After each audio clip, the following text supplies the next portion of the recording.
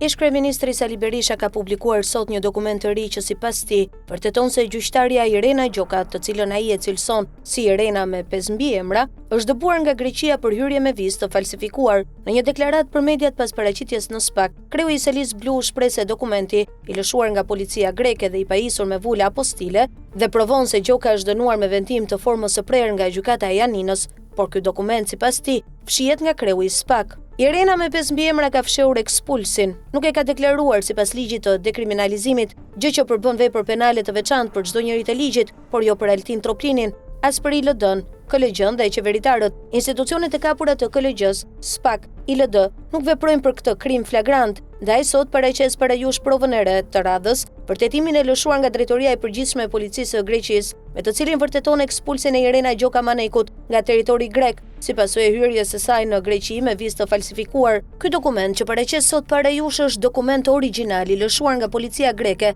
me vula apostile, siç kishte vula apostile dokumenti i gjykatës së Janinës për dënimin penal të Irenës me 5 mbiemra. Ky dokument fshihet nga Altin Troplini. Berisha akuzon institucionet e drejtësisë shqiptare se kanë fshirë këtë fakt dhe kanë mbrojtur një magjistrati që sipas tij nuk plotson kriteret ligjore për të ushtruar funksione publike. Vijon përdhosja e institucioneve të drejtësisë me njerëz që nuk kanë kriteret ligjore për të qenë magjistrat, sepse janë kriminal ordiner, delikuent, me njerëz që duhet jenë në burg pasi kanë shkelur ligjin dhe kanë fshehur ekspulse dhe dënime penale. Fytyra e reformës në drejtësi dhe kapja e kësaj reforme dhe institucioneve të drejtësisë. Ikona e kësaj reforme është Irena Maneku Gjoka Shpata. Keni parë me 2 mbiemra, por grua me 5 mbiemra? Nuk kam parë gjë sot përveç kësaj, tha Berisha.